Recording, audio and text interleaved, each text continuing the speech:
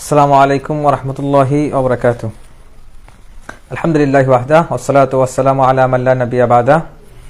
আউযু বিল্লাহি মিনাশ শাইতানির রাজীম। বিসমিল্লাহির রহমানির রহিম। ফালাম্মা যাqa আশ-শাজারা বাদাত লাহুমা সাওআতুহুমা ওয়া তিফাকা ইয়াখসিফানি আলাইহিমা মিন ওয়ারাকিল জান্নাহ। আলহামদুলিল্লাহ, যাবতীয় প্রশংসা সেই মহান রব্বুল আলামিনের জন্য, যার অশেষ কৃপায় আমরা অত্যন্ত গুরুত্বপূর্ণ একটা বিষয় নিয়ে আজকে আলোচনা করার সুযোগ পেয়েছি। আলহামদুলিল্লাহ, অতঃপর জনাব রাসূল সাইয়্যিদুল মুরসালিন খাতামুন নবিয়্যিন আশরাফুল আম্বিয়া ওয়াল মুরসালিন, তারপর দরুদ ও সালাম বর্ষিত হোক। আল্লাহুম্মা সাল্লি আলাইহি আল্লাহুম্মা বারিক আলাইহি। তো কিছুদিন পূর্বে আমরা লাইভে আসছিলাম এবং সেখানে অ্যাপস্টাইনের যে ফাইল কিংবা ইমেলসগুলো নিয়ে আলোচনা করছিলাম। সেই আলোচনা আমাদের 2 পর্বে সমাপ্ত হয়েছিল এবং পরবর্তীতে একটা বিষয় খেয়াল করলাম যে এপস্টাইনের ফাইলগুলো বুঝতে গেলে কিংবা তারা আসলে কিভাবে এই অমানসিক কাজগুলো করতে পারে, এই বিষয়গুলো আসলে ট্রেস করা সাধারণ মানুষের পক্ষে এগুলো খুঁজে বের করা বা ট্রেস করা যে কিভাবে এটা সম্ভব একটু কঠিন বটে। আবার খেয়াল করলাম যে রমজান আসতেছে, সেখানে রাসূলুল্লাহ সাল্লাল্লাহু আলাইহি ওয়াসাল্লাম হাদিসের মধ্যে বলতেছেন যে যখন তোমরা রমাদান মাসে রোজা রাখবে তখন তোমরা ফালা ইয়ারফুস ওয়ালা ইয়াসখাব, কোনো অশ্লীলতা করবে না এবং বিতর্কে লিপ্ত হবে না। তাহলে তোমাদের কি হবে? মাল্লাম ইয়াদা কাওলা যুর ওয়ালা আমালা বিহি ওয়াল জাহলা ফালাইসা লিল্লাহি হাজা, যে যারা রমজান মাসে রোজা রেখে অশ্লীলতা ত্যাগ করবে না, জাহালাত মূর্খতাপূর্ণ কাজ ত্যাগ করবে না, মিথ্যা অভ্যাস ত্যাগ করবে না, তার খেয়ে থাকা না খেয়ে থাকা দুটোই সমান। তো এখানে রাসূলুল্লাহ সাল্লাল্লাহু আলাইহি ওয়াসাল্লাম অশ্লীলতার কথা বলছেন, ফালা ইয়ারফুস, অশ্লীলতার কাছেও যেন না যায়। আবার যখন আমরা এপস্টাইন ইমেলস নিয়ে কথা বলতেছিলাম তখন দেখছিলাম যে ওখানে অশ্লীলতা, ছোট বাচ্চাদের রেপ করা কিংবা বলি দেওয়া, এই বিষয়গুলো তাদের ওখানে জড়িত ছিল। এবং শুধু এখানেই না, আমি আরো ইতিহাস গবেষণা করে দেখলাম যে আমাদের মানব ইতিহাসের এর আগেও যে সভ্যতাগুলো গত হয়েছে, অধিকাংশ সভ্যতাগুলোতেই এই শিশু বলিদান, তারপরে রেপ করা, রক্ত প্রবাহিত করা, চাইল্ড স্যাক্রিফাইস করা, এগুলো সবসময় ছিল। কিন্তু এগুলো বিষয় খেয়াল করতে গিয়ে আমি আরেকটা বিষয় কোরআন এবং হাদিসে খুঁজে পাইলাম যে শয়তানের আসলে আমাদেরকে লক্ষ্য করে প্রথম যে তীরগুলো সে নিক্ষেপ করছে, তার মধ্যে প্রথম দিকেই 3টা তীর সে নিক্ষেপ করছে। প্রথম তীরটা হচ্ছে লজ্জাশীলতা, মানে লজ্জাহীন করার প্রক্রিয়া শয়তান সর্বপ্রথম শুরু করছে। এরপর তার দ্বিতীয় প্রক্রিয়া ছিল শয়তানের সুর, সঙ্গীত বা গান সম্পর্কে। এরপর সে গান আবিষ্কার করাইছে মানুষদের দ্বারা, নিজে আবিষ্কার করছে এবং মানুষকে তার মধ্যে নিয়ে আসছে। এরপর তার তৃতীয় তীর ছিল জাদু, তারপর সে মানুষদেরকে জাদু শিক্ষা দিয়েছে এবং তার মাধ্যমে মানুষকে পথভ্রষ্ট করেছে। তো আজকের প্রথম পর্বে আমরা এপস্টাইন ফাইলের 2 পর্বের পরে আজকে একটা নতুন পর্ব শুরু করতে যাচ্ছি। এই পর্বটাও ইনশাল্লাহ 3টা আলোচনায় 3টা পর্বে বিভক্ত হবে। আজকে আমরা শয়তান আমাদেরকে, আমাদের আদম আলাইহিস সালাম এবং হাওয়া আলাইহিস সালাম, আমাদের পিতামাতাকে কিভাবে আক্রমণ করেছিল সেই আক্রমণ সম্পর্কে আমরা জানবো। তারপরে আমরা ইনশাল্লাহ গান এবং তৃতীয় পর্বে জাদু নিয়ে আলোচনা করবো ইনশাআল্লাহ তাআলা। তো আল্লাহ সুবহানাহু ওয়া তাআলা সূরা আরাফের মধ্যে বলতেছেন, ফালাম্মা যাqa আশ-শাজারা, যখন তারা ফল ভক্ষণ করলো। কাদের ফল ভক্ষণ করার কথা বলা হচ্ছে? যাকা, তারা স্বাদ নিল, ভক্ষণ করলো। এখানে আদম আলাইহিস সালাম এবং হাওয়া আলাইহিস সালামের কথা বলা হচ্ছে। তো যখন তারা ফল ভক্ষণ করলো বলতে আসলে কাকে বলা হচ্ছে? শুধু আদম আলাইহিস সালামকে নাকি শুধু হাওয়া আলাইহিস সালামকে? পরের অংশে আল্লাহ সুবহানাহু ওয়া তাআলা বলতেছেন, বাদাত লাহুমা সাওআতুহুমা, তাদের লজ্জাস্থান প্রকাশ পাইল। 2 জনের কথা বলা হচ্ছে। আল্লাহ সুবহানাহু ওয়া তাআলা পবিত্র কোরআনের অন্যখানে বলছেন, ওয়াসকুন আনতা ওয়া যাওজুকাল জান্নাহ, তুমি এবং তোমার স্ত্রী জান্নাতে বসবাস করো। 2 জনের কথা বলা হইল এখানে। এবং ফাআযাল্লাহুমা শাইতান আনহা, শয়তান তাদেরকে সেখান থেকে অধঃপতন ঘটাইলো, বের করে দিল। 2 জনকে বলা হচ্ছে। ফাআখরাজাহুমা, 2 জনকেই বের করে দিল। এখানে আদম আলাইহিস সালাম এবং হাওয়া আলাইহিস সালাম 2 জনকেই বলা হচ্ছে যে ফালাম্মা যাqa আশ-শাজারা, তারা ফল ভক্ষণ করলো। তো তারা ফল ভক্ষণ করলো, শয়তান তাদেরকে সেখান থেকে বের করে দিল। আল্লাহ সুবহানাহু ওয়া তাআলা আদম আলাইহিস সালাম এবং হাওয়া আলাইহিস সালামকে সৃষ্টির পর সেখানে বসবাস করতে দিলেন। 2 জনের কথা বলা হচ্ছে। তার মানে অপরাধ 2 জনেই করেছে, অপরাধ 2 জনেই করছে। কিন্তু আমরা খ্রিস্টীয় যে দর্শন, সেখানে যদি আমরা দেখি, খ্রিস্টীয় দর্শন বলে যে হাওয়া আলাইহিস সালামকে এখানে দোষী সাব্যস্ত করা হয়। খ্রিস্টীয় দর্শন অনুসারে তারা বলে যে তিনি প্রথম ফল খাইছেন এরপর আদম আলাইহিস সালামকে সেটা খাওয়ার দিকে প্রলুব্ধ করছেন। সুতরাং এই হাওয়া আলাইহিস সালামের কারণে প্যারাডাইজ লস্ট হয়েছে, অর্থাৎ আমরা জান্নাত হারিয়ে ফেলছি। এর কারণ হচ্ছে হাওয়া আলাইহিস সালাম। এবং তারা খ্রিস্টীয় দর্শন মোতাবেক এটাও বলে, যদিও তাদের গ্রন্থগুলো বিকৃত, এবং সেখান থেকেই তারা বলে যে শয়তান সাপের আকৃতিতে এসে তাদেরকে পথভ্রষ্ট করছিল। এই শয়তানের যে সাইনটা, এই যে সাপের আকৃতিতে আসছিল, এই সাপের সাইন কিন্তু এখন পর্যন্ত জাদুবিদ্যায় ব্যবহার করা হয় সেই সাইন থেকে। এরপর তো যখন ইবলিস এসে সাপের আকৃতিতে হাওয়া আলাইহিস সালামকে পথভ্রষ্ট করলো, তার মানে হাওয়া আলাইহিস সালাম ছিলেন পথভ্রষ্ট হওয়ার মাধ্যম বা শয়তানের রশি। খ্রিস্টানরা নারীদেরকে এভাবে ট্রিট করে আর কি। তো এই যে তাদের যে খ্রিস্টীয় দর্শন, এই দর্শনগুলো সবগুলো কিন্তু ভুল এবং কোরআন বিরোধী ধারণা এগুলো।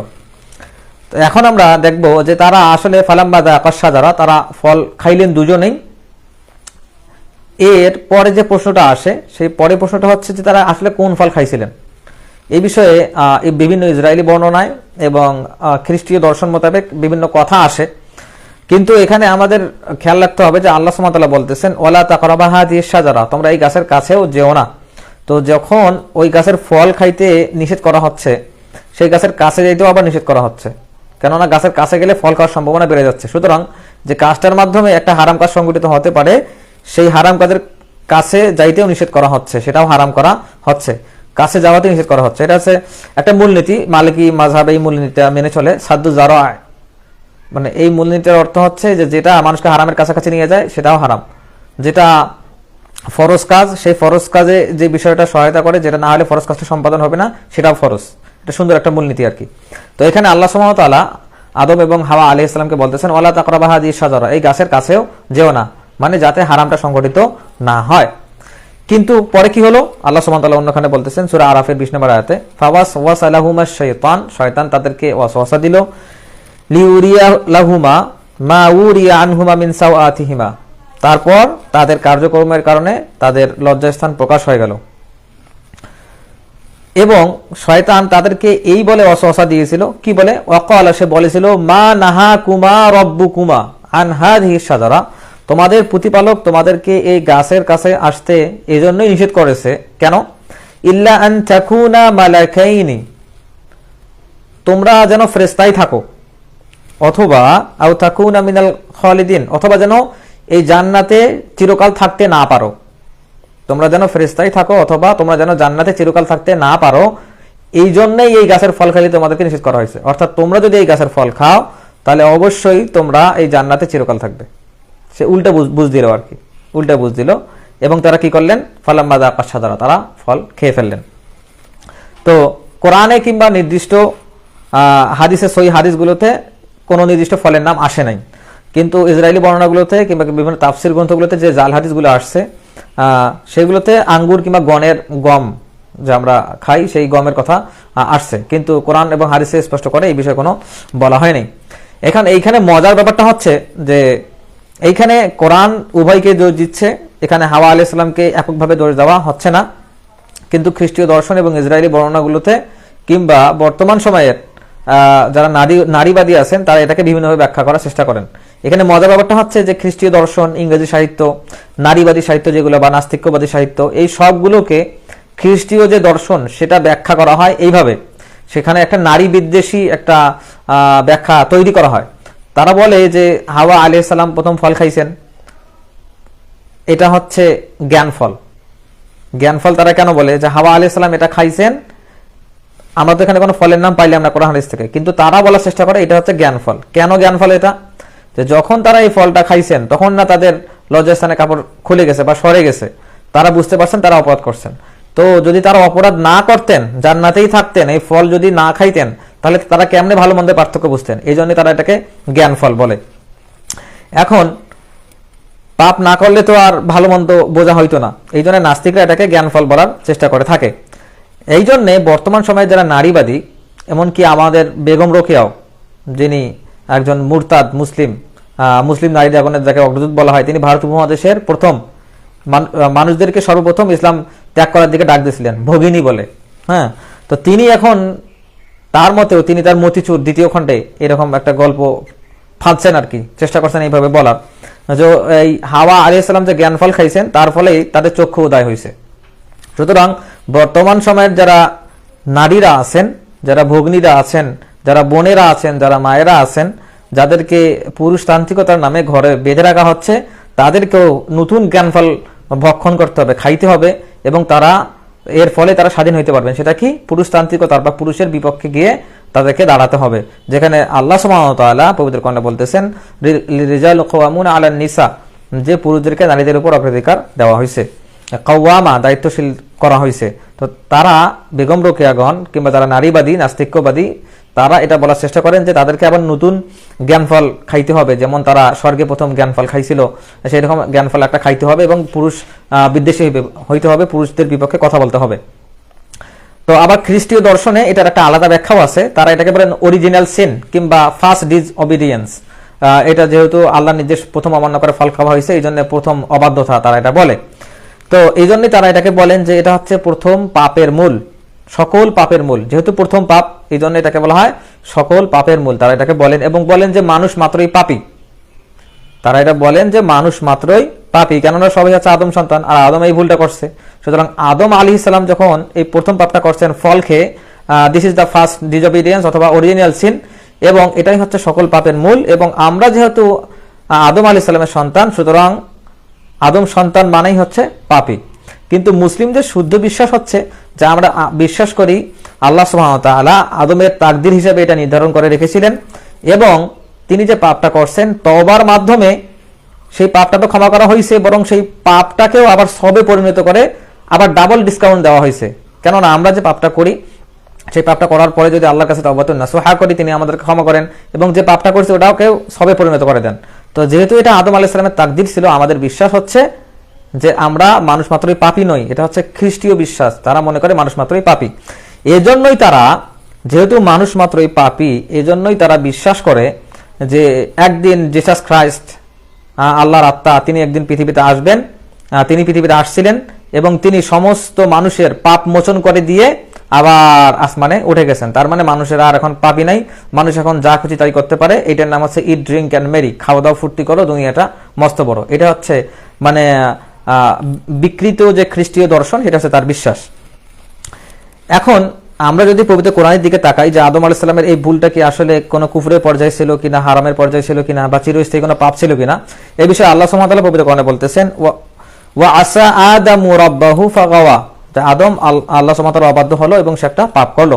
এখানে ফাগাওয়া শব্দটা যে আসছে, এই ফাগাওয়া শব্দটা ব্যবহার করা হয় এমন কোন পাপের ক্ষেত্রে যেটা চিরস্থায়ী নয়, মুহূর্তের পাপ। কেননা আদম আলাইহিস সালাম পরবর্তীতেই ক্ষমা চেয়েছিলেন। তো এই যে তারা পাপ করলেন, ফল খাইলেন, পরবর্তীতে কি হলো? বাদাত লাহুমা সাওআতুহুমা, তৎক্ষণাৎ তাদের লজ্জার অঙ্গগুলো প্রকাশ হয়ে গেল, তাদের কাপড় খুলে গেল। তো এইখানে আমাদের বুঝতে হবে যে ফলাফল হিসেবে আসলো এটা, যে তারা ফল খাইছেন, এর ফলাফল হিসেবে তাদের লজ্জাস্থান প্রকাশ পাইল। তো এইখান থেকে আমাদের বুঝতে হবে যে পাপের ফলে আমাদের মনের ভিতরে মুনাফিকি জন্মে, এই পাপের ফলে আমাদের লজ্জাশীলতা কমে যায়, এই পাপের ফলে আমাদের আধ্যাত্মিকতা নষ্ট হয়ে যায়, আমাদের ফিতরাত নষ্ট হয়ে যায়। যখন আমরা পাপ করতে থাকি, ওটা আমাদের ধীরে ধীরে অভ্যাসে পরিণত হয়। কিন্তু আমরা পরবর্তী যে আয়াতের অংশ, সেগুলো যদি আমরা ব্যাখ্যা করতে যাই, যেমন এর পরের অংশে আল্লাহ সুবহানাহু ওয়া তাআলা বলতেছেন ফাতাফিকা ইয়াখসিফানি আলাইহিমা মিন আরাকিল জান্নাহ, যখন তাদের লজ্জাস্থান স্পষ্ট হয়ে গেল, তখন তারা কি করলো? ফাতাফিকা, তৎক্ষণাৎ ইয়াখসিফানি আলাইহিমা মিন আরাকিল জান্নাহ, তারা জান্নাতের যে গাছগুলো ছিল সেগুলো পাতা নিয়ে নিজের লজ্জাস্থান ঢাকার চেষ্টা করলেন। তার মানে আমরা ফিতরাতে এটাও পাইলাম যে যখনই মানুষের লজ্জা প্রকাশ হয়ে যাবে, তখন তার ফিতরাতের অংশ হিসেবেই সে লজ্জাস্থান ঢাকার চেষ্টা করবে। অর্থাৎ মানুষ পাপও করতে পারে এবং পাপের ফলে তৎক্ষণাৎ তার ভিতরে লজ্জাশীলতাও আসতে পারে এবং সে তওবা করতে হবে। আল্লাহ সুবহানাহু ওয়া তাআলা এগুলো ফিতরাতের ভিতরে দিয়ে দিয়েছেন। কিন্তু সেই ব্যক্তি আসলেই পরাজিত, যে পাপ করলো এবং আল্লাহর কাছে ক্ষমাও চাইলো না, সে নিরাশ হয়ে গেল। এটা হচ্ছে শয়তানের কাজ। শয়তান আল্লাহর বিরোধিতা করছে, অবাধ্য হয়েছে, পাপ করছে, এবং সেই পাপের উপরেই সে স্থির ছিল, সে তওবা করে নাই। কিন্তু মানুষ এবং শয়তানের ভিতরে এখানে একটা অন্যতম পার্থক্য হচ্ছে, মানুষেরা পাপ করবে এবং আল্লাহর কাছে ক্ষমা চাবে, এটা তার ফিতরতের অন্তর্ভুক্ত। তো যেহেতু হায়া, লজ্জাশীলতা চলে গেছে, হায়া চলে গেছে, তৎক্ষণাৎ তারা আল্লাহ সুবহানাহু ওয়া তাআলার কাছে ক্ষমা চাইলেন। এটা হচ্ছে ফিতরাতের অংশ। কেননা রাসূল সাল্লাল্লাহু আলাইহি ওয়াসাল্লামের হাদিস থেকে আমরা জানি যে আল হায়াউ শুআবাতুম মিনাল ঈমান, লজ্জাশীলতা হচ্ছে ঈমানের অংশ। আবার তিনি অন্য হাদিসের মধ্যে বলেছেন লা হায়া লিমান লা ঈমান লাহু, যা হায়া নাই তার ঈমানও নাই। এরপর অন্যখানে বলা হচ্ছে আল হায়াউ লা ইয়াতি ইল্লা বিখাইর, হায়া লজ্জাশীলতা ভালো বই অন্য কিছু নিয়ে আসে না, শুধু ভালোই নিয়ে আসে। এখন যারা বলেন বিবর্তনবাদের ইতিহাস থেকে যারা বলার চেষ্টা করেন নাস্তিকরা যে মানুষ আগে কাপড় পরতো না, এরা আসলে নাস্তিক এবং এটা বিবর্তনবাদের ইতিহাস চালানোর চেষ্টা করে। এখন আমরা এই সামান্য আলোচনা থেকে, এই একটা আয়াত থেকে, সূরা আরাফের 20 নম্বর আয়াত থেকে আমরা দেখলাম যে মানব ইতিহাসের প্রথম পাপ লজ্জাহীনতা। প্রথম আক্রমণ মানুষের প্রতি, ইবলিসের প্রথম আক্রমণ হচ্ছে মানুষকে লজ্জাহীন করে দেওয়া, মানুষের সতর প্রকাশ করে দেওয়া। আমরা দেখতে পাইলাম যে জান্নাতে আদম আলাইহিস সালাম এবং হাওয়া আলাইহিস সালাম দুজনকে লজ্জাহীন করার জন্য জান্নাতেই সে আক্রমণ করছে। তার মানে পৃথিবীতে মানুষকে লজ্জাহীন করার জন্য শয়তান কিরকম আক্রমণ করতে পারে সেটা আমাদের চিন্তা করতে হবে। এরপর হচ্ছে যে অধঃপতনের প্রধান কারণ হচ্ছে লজ্জাহীনতা। আবার মানুষের সর্বোচ্চ অধঃপতন তখনই হয় যখন একটা মানুষ এই লজ্জাহীন কাজগুলোকে সুন্দর করে দেখার চেষ্টা করে, এই লজ্জাহীনতাকে উপভোগ করে যখন মানুষ, তখন একটা মানুষের সর্বোচ্চ পতন হয়। এবং এই জন্যই বলা হচ্ছে যে মানুষ আসফালা সাফিলিন, চতুষ্পদ নদ্দুর চেয়েও, বালহুম আবাল, তার চেয়েও নিকৃষ্ট হতে পারে। সুতরাং লজ্জাহীনতা, যে লজ্জাহীনতা দিয়ে সর্বপ্রথম আমাদের পিতা মাতাকে আক্রমণ করা হয়েছে, সেই লজ্জাহীনতার আক্রমণে আমরা এখন পর্যন্ত সেই আক্রমণ এখনো শয়তানে বিফল করতে পারি নাই। শয়তান আমাদেরকে প্রতিক্ষণ এই অনলাইনে ডিভাইসের মাধ্যমে নিজেদের চরিত্রে সংশোধন না হওয়ার ফলে সবসময় আমরা লজ্জাহীন কাজগুলো করে যাচ্ছি। তো এই লজ্জাহীনতার ফলে আমাদের ঈমান যেমন বিলুপ্ত হয়ে যাচ্ছে, প্রতিনিয়ত আমরা জেনা করতেছি, চোখের জেনা, বলার জেনা, দেখার জেনা, শোনার জেনা, এগুলো করতেছি, যার ফলে আমাদের ভিতরে মুনাফিকি বেড়ে যাচ্ছে এবং আমাদের ভিতরে লজ্জাশীলতা কমে যাচ্ছে। এবং লজ্জাশীলতা যা শুধু আমাদের জন্য কল্যাণ বয়ে নিয়ে আসতো, সেই কল্যাণের ধারাও আমাদের জন্য কমে যাচ্ছে। তো রাসূলুল্লাহ সাল্লাল্লাহু আলাইহি ওয়াসাল্লাম যখন সওম উপলক্ষে বলতেছেন ফালা ইয়ারফুস ওয়া লা ইয়াসখাব, তোমরা কি করো না, নির্লজ্জ অশ্লীলতায় লিপ্ত হয় না। এবং অন্যখানে যখন এখানে বলা হচ্ছে যে ওয়ালা তাকরাবা হাযিহিশ শাজারা, তোমরা এই গাছের কাছেও যেও না, ওয়ালা তাকরাবা, এই শব্দটাই, এই ফ্রেজটাই আল্লাহ সুবহানাহু ওয়া তাআলা পবিত্র কোরআনের অন্যখানেও বলছেন ওয়ালা তাকরাবাজ জিনা, তোমরা জিনার কাছেও যেও না, কারণ গেলেই আটকাতে পারবে না, গাছের কাছে গেলেই পাপটা হয়ে যাবে, জিনার কাছে গেলেই জিনাটা হয়ে যাবে। তো আমরা দেখলাম যে যখন আদম আলাইহিস সালাম এবং হাওয়া আলাইহিস সালাম জান্নাতে আল্লাহ সুবহানাহু ওয়া তাআলার প্রথম যে অবাধ্যতা করলেন, ওয়ালা তাকরাবা হাযিহিশ শাজারা, এই গাছের কাছেও যেও না, তারা সেটা করলেন এবং পাপ করে ফেললেন। ফালাম্মা যাকাশ শাজারা, তারা ফল খেয়ে ফেললেন। তো তারপর তাদের লজ্জাস্থান উন্মোচিত হয়ে গেল এবং তারা লজ্জা পাইলেন, পাতা দিয়ে ঢাকার চেষ্টা করলেন। ঠিক এইভাবে বর্তমান সময়েও আমরা দেখতেছি, যখন আল্লাহ সুবহানাহু ওয়া তাআলা আমাদের বলতেছেন ওয়ালা তাকরাবাজ জিনা, তোমরা জিনার কাছেও যেও না, তাহলে পতিত হওয়ার সম্ভাবনা থাকবে। আমরা সেই কাজটাই বারবার করতেছি। অর্থাৎ শয়তানের প্রথম চক্রান্ত আমরা এখনো করতে পারিনি, ডিফিট করতে পারিনি আমরা এখনো শয়তানকে। এই জন্যই আমি যে কথাগুলো প্রথমেই বললাম যে শয়তান একদম জান্নাত থেকেই যে আক্রমণ আমাদের উপর শুরু করছে, তার মধ্যে প্রথম আক্রমণ ছিল লজ্জাশীলতা। এরপরে পৃথিবীতে আসার পরে আমাদের যে মিল্লাতে ইব্রাহিম আলাইহিস সালামেরও পূর্বে, নূহ আলাইহিস সালামের বন্যারও পূর্বে, তারও পূর্বে শয়তান আরেকটা জিনিস, আরেকটা বিস্ফোরক, আরেকটা মিসাইল এই মানুষদের উদ্দেশ্যে নিক্ষেপ করে, তার নাম হচ্ছে গান। সেটা কিভাবে সেই গান শয়তান আমাদেরকে শিখাইলো, এই শয়তানের সুরে আমরা বর্তমান মডার্ন যুগে যেভাবে মেতে আছি, সেই সুরে যেভাবে হেমিলিয়নের বাঁশিওয়ালার পিছনে আমরা ছুটতেছি শয়তানের পিছনে, সেই গান আসলে কিভাবে শয়তান আমাদের শেখাইলো, আমরা ইনশাআল্লাহ এটা দ্বিতীয় পর্বে আলোচনা করব। এরপর তৃতীয় পর্বে আমরা ফিরে যাব সেই মেসোপটেমিয়ান সভ্যতায়, বেবিলনে, সেই ইরাকে, যেখানে শয়তান আসছিল মানুষদেরকে জাদুর মাধ্যমে পথভ্রষ্ট করার মাধ্যমে, যে হারুত মারুত আসছিল মানুষকে জাদু শিক্ষা দেওয়ার মাধ্যমে। শয়তান সেই মানুষদেরকে যারা জাদু শিখেছিল তাদেরকে বিপথে পরিচালিত করেছিল এবং শয়তান তাদেরকে জাদু শিক্ষা দিয়েছিল। এর মাধ্যমে সে মানব সভ্যতার উপর তৃতীয় আঘাত এনেছিল। তো আমরা দেখলাম যে আমাদের পৃথিবীতে প্রথম পাপ ছিল হাবিল এবং কাবিল হাবিলকে হত্যা করলো। এটা আমাদের পৃথিবীর ইতিহাসে প্রথম পাপ ছিল। আমরা প্রথম পাপ দেখলাম জান্নাতে, যে মাধ্যমে আমাদেরকে আক্রমণ করা হয়েছে আমাদের পিতামাতাকে লজ্জাহীন করার ষড়যন্ত্র।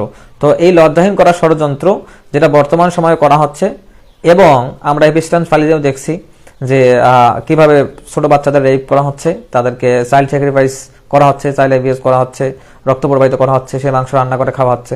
তো এগুলো আসলে যদি আমরা আলোচনাগুলো শেষ করতে পারি তখন আমরা বুঝতে পারবো আসলে এগুলো সেই সময় থেকেই শয়তানের সন্তুষ্টির জন্য, শয়তানের পূজার জন্য, শয়তানকে গড হিসেবে মেনে নিয়ে পৃথিবীতে যে তারা বিশৃঙ্খলাগুলো ছড়িয়ে দিচ্ছে, এগুলো সেই সময় থেকে শয়তান প্রথম থেকেই যে আমাদের আক্রমণ করেছে সেই আক্রমণগুলো এখনো কন্টিনিউ আছে এবং তারা এগুলোই করে। তো তারা আসলে যে স্যাটানিক নিউ ওয়ার্ল্ড অর্ডার, শয়তানি যে কর্মযজ্ঞ তারা পৃথিবীতে করতেছে, সেগুলো আসলে ভালোভাবে বোঝার জন্য, খণ্ডন করার জন্য, যেহেতু আমাদেরকে দিন জানতে হবে এবং দিনের বিপরীতে কি আছে ওটাও জানতে হবে, যেভাবে তাওহীদ জানতে হবে সেভাবে শিরকটাও জানতে হবে, তাহলেই না আমরা আমাদের পথ চলার ক্ষেত্রে পথ চলাটা সহজ হয়ে যাবে। তো আল্লাহ সুবহানাহু ওয়া তাআলা আমাদেরকে এই সামান্য যা আলোচনা করলাম এগুলো থেকে যা উপকারী জ্ঞান সেখান থেকে উপকৃত হওয়ার তৌফিক দান করুন, আমিন। আল্লাহ সুবহানাহু ওয়া তাআলা আমাদেরকে আলোচনাগুলো সংক্ষিপ্ত করে হলেও চালিয়ে যাওয়ার তৌফিক দান করুন, যার ফলে আমরা বর্তমান সময়ের যে শয়তানের নিকৃষ্ট যে কর্মকাণ্ড সেগুলো যেন পাশ কাটিয়ে চলতে পারি। আল্লাহ সুবহানাহু ওয়া তাআলা আমাদের সেই তৌফিক দান করুন, আমিন। আসসালামু আলাইকুম ওয়া রাহমাতুল্লাহি ওয়া বারাকাতুহু।